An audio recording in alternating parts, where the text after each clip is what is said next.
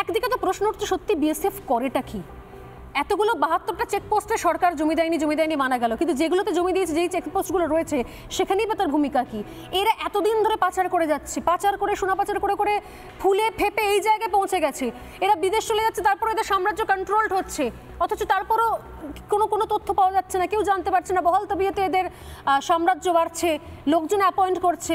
আমি জানি না, আমি শোনা খবর নাকি আব্দুল বারিক বিশ্বাস নাকি এমন একটা কেটা তার নাকি পে স্কেলে থাকে অনেক সরকারি কর্মচারী, আমি আলাদা করে কেন্দ্র রাজ্য আর বললাম না।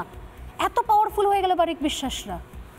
আপনারা তো একসময় ছিলেন, মানে কখনো এদেরকে ট্রিট কিভাবে করে তৃণমূল কংগ্রেস? আপনাদের যে প্রথম প্রশ্ন হলো বিএসএফ কি করছে। পশ্চিমবাংলার মুখ্যমন্ত্রী যখন কেন্দ্র সরকার বিএসএফ এর ভূমিকা নিয়ে অনেক প্রশ্ন উঠেছিল, আপনার মনে হচ্ছে একটা নাম ভুলে যাচ্ছেন আপনারা, এনামুল, যে গরু পাচার নিয়ে প্রায় 2 বছর জেলে ছিল। এনামুল হক না কি নাম ছিল, এখনো শুনেন, জেলে ছিল। সে এনামুল হককে কেরালা হাইকোর্ট অর্ডার দিয়েছিল কি এই কেসটাকে সিবিআইকে দেওয়া হয়। তারপরে সিবিআই ওই কেসটা নেয়, ওর মধ্যে বিএসএফের কিছু অফিসার অ্যারেস্ট হয়েছিল। কেরালা হাইকোর্টের অর্ডার পরে ওর তদন্ত হয়ে ওকে অ্যারেস্ট করেছিল। তারপরে ওর সঙ্গে ফিল্ম ইন্ডাস্ট্রি কত যোগ এইসবগুলো আসে। তখন কেন্দ্রীয় সরকার বলল 50 কিলোমিটার বিএসএফকে আওতার মধ্যে দিতে হবে, একটা বিল আসলো, আইন পাস হলো, 50 কিলোমিটার দিয়ে দেওয়া হলো। একমাত্র পশ্চিমবাংলা মুখ্যমন্ত্রী জোর গলায় বিরোধিতা করলেন, শুধু বিরোধিতা করলেন না, তারপরে উনি প্রত্যেকটা পাবলিক মিটিংয়ে বলেন কি এই যে বিএসএফ এখন তাণ্ডব করছে, তো তোমরা বিএসএফ আসলে ওই থানাকে বলবে, এসপিকে আমি বলে দিয়েছি, ডিএমকে বলে দিয়েছি। বিএসএফের যে কনস্টেবল বা যারা অফিসাররা যারা ওখানে ডিউটি করে, তাদের নামে মলেস্টেশনে ফলস মামলা দিয়ে তাদেরকে ভয় দেখানো হয়। তাদের উপরে যেভাবে চাপ সৃষ্টি করে বাংলায় বিএসএফের অফিসাররা আসতে ভয় পায়। যে জায়গাটা একটা গভর্নমেন্ট যখন কোনো সিস্টেমের বিরোধিতা করতে ডাইরেক্ট নেমে যায়, যেখানে টাকা পয়সা লেনদেন, এই যখন নেমে যায়, সরাসরি প্রচারে ভোট প্রচারের মঞ্চ থেকে উনি বার্তা দিয়েছেন বিএসএফ আসলে বিএসএফ কে মারো, সেটাই বলছি তো। সেই কথাটা আপনারা একটু ছেড়ে দিচ্ছেন। এইটা তো যেখানে খুদ মসনদে বসে মমতা ব্যানার্জি ডাইরেক্ট বলছেন কি বিএসএফ কে ধরো, বিএসএফ কে অ্যারেস্ট করতে হবে, পুলিশকে লেলিয়ে দিচ্ছেন। সেখানে বিএসএফ একটা যে বর্ডার, যেখানে প্রায় খোলা বর্ডার আছে, সেখানে বিএসএফ প্রায় ধরুন 100-150 মিটারের পরে একজন বিএসএফ কনস্টেবলের ডিউটি থাকে। সেখানে যদি আপনার এই ধরনের গভর্নমেন্ট বলে, তখন কি সমস্যা হয়? এই বারিক বিশ্বাসের কথা আজকে অনেকে বলছেন। বারিক বিশ্বাস জারি ফসল হোক, যে ফসল আজকে 278টা গাড়ি আছে, ওর সব গাড়িটা ফেল আছে, রাজ্য সরকার ধরছে। 278টা গাড়ি 15 বছর অনেক আগে চলে গেছে, তার কোনো কাগজপত্র নেই, 278টা গাড়ি দিয়ে পাচার হয়। এই বারিক বিশ্বাসের ক্ষমতা আপনি বলছেন? বারিক বিশ্বাস একটা ফোনে লালবাজারের লকআপ থেকেও বেরিয়ে চলে যায় অন্য জায়গা, নিজের কাজের মিটিয়ে আবার লালবাজারে চলে আসতো। ওকে বাঁচাবার জন্যে পশ্চিমবাংলা সিআইডি ওকে মাঝে মাঝে নিয়ে আসে রাখে। বারিক বিশ্বাস শুধু ওই কয়লা গরু নয়, বারিক বিশ্বাসের আরও একটা আছে। এই যে যখন গোল্ড নিয়ে ধরা পড়েছিল এই জ্যোতিপ্রিয়া মল্লিক, তার পাশে আপনার মনে আছে 2021 সালে কৈলাস বিজয়বর্গীয় এই বারিক বিশ্বাস আর আপনার জ্যোতিপ্রিয়া মল্লিকের ব্যাপারে এই রাশন দুর্নীতির ব্যাপারে প্রেস কনফারেন্স করে বলেছিলেন। এই বারিক বিশ্বাসের কথা আরও একটা বলে, বারিক বিশ্বাসের আরও একটা বড় রূপ আছে, সেটা আপনারা হয়তো 2-4 দিনের মধ্যে আরও জানতে পারবেন। আসানসোল দুর্গাপুরে যতগুলো এই স্টিল ইন্ডাস্ট্রি আছে, বকলমে সবার মালিক ও আছে। এখন প্রায় সব কোম্পানি ম্যাক্সিমাম শেয়ার ও নিয়ে নিয়েছে। বিশাল ব্যাপার, আপনি দেখবেন এটা আসবে।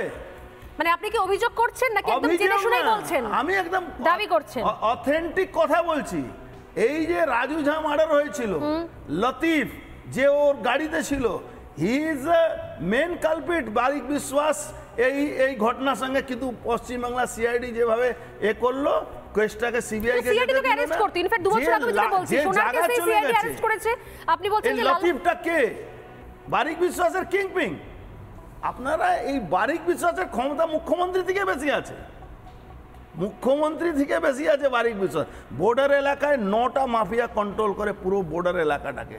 এরা শেখ শাহজাহান থেকে বারিক এই যে বিদেশ, আপনাকে আমি বলে দিচ্ছি, আমি সেই মঞ্চে ছিলাম, মাননীয় মুখ্যমন্ত্রী কে ওই জেলার পার্থ ভৌমিক আর নারায়ণ গোস্বামী এই বিদেশ মণ্ডলকে নিয়ে গিয়ে দিদি কাছে পরিচয় করেছে, খুব ভালো সংগঠক। তখন কিন্তু কাকলি ঘোষ দস্তিদার রিয়েক্ট করেছিলেন, মুখ ঘুরিয়ে উনি সরে গেলেন কি এই লোকটা কালকে আবার একে ইডি সিবিআই ধরবে। উনি আমার কাছে রিয়েক্ট করে বলেছিলেন কি ইডি সিবিআই ধরবে, সে মমতা ব্যানার্জি পায়ে তলা বসে উনাকে বলছে এটা ভালো সংগঠক। যেখানে পার্টির, যেখানে সরকার এই ধরনের লোককে ভালো সংগঠনে আখ্যা দিয়ে দেয়, সেখানে বারিক বিশ্বাসের কাছে বা বাকিবুর বলুন বা যারই নাম বলুন, এরা হলো এসেট, এই সরকারের এসেট আছে, এদের কিচ্ছু করবে না। আজকে দাদা বলছিলেন কি উনি বলছিলেন কি ইডি সিবিআই কি করছে।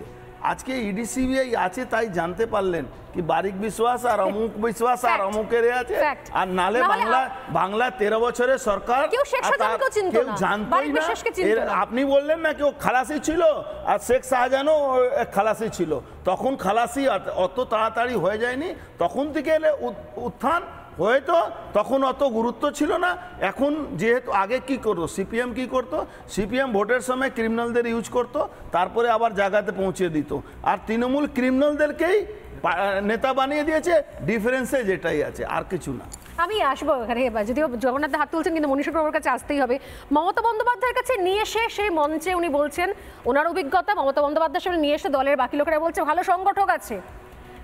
কাকলি ঘোষ দস্তিদার মুখ ফিরিয়ে নিচ্ছেন, বলছেন যে এর সঙ্গে আমি এক মঞ্চে থাকবো না ভাই, ছবি টবি উঠে যেতে পারে। আমি বলছি মমতা বন্দ্যোপাধ্যায় কিছুই জানতেন না, মানে শেখ শাহজাহান কে, বারিক বিশ্বাস কারা, এই বিদেশ, এই মুকুল কারা, আমরা হয় আজকে ইডির দৌলতে তবু জানতে পারছি। প্রশ্ন করছি যদিও যে এত ধীর গতিতে কেন, কিন্তু জানতে পারছি, এটা ফ্যাক্ট। মমতা বন্দ্যোপাধ্যায় জানতেন না কিছু। এই যে বিএসএফ নিয়ে মারাত্মক অভিযোগ মণিশঙ্কর দেখুন কিছুক্ষণ আগে করলেন, যে বিএসএফ নিয়ে মমতা বন্দ্যোপাধ্যায় কি ভাষায় কথা বলেন, মঞ্চ থেকে কিভাবে কথা বলেন। এরপরে বিএসএফ কাজ করতে পারবে, বিএসএফ এর কাজ করার জায়গা থাকবে, প্রশ্ন তো ওঠে। আমি আপনার কাছে আসার আগে যখন প্রসঙ্গ উঠলো মমতা বন্দ্যোপাধ্যায় বিএসএফ সম্পর্কে একটা বক্তব্য শোনাচ্ছি, একটা, বেশি শোনাবার সময় নেই। আইডেন্টি কার্ড দিতে চায়, মনে রাখবেন বিএসএফ বর্ডার এরিয়ার ভেতরে ঢুকে আলাদা করে আইডেন্টিটি কার্ড দিতে চাইছে, নেবেন না। বিএসএফ এর কার্ড নিলে ওদের এপার থেকে ভাগিয়ে দেবে, ওপার থেকে ভাগিয়ে দেবে, মানুষকে রাখতে দেবে না, এটা ওদের একটা প্ল্যান। বিএসএফ অত্যাচার করছে এবং তারা একটা নতুন কার্ড করেছে, ইনার লাইন পারমিট।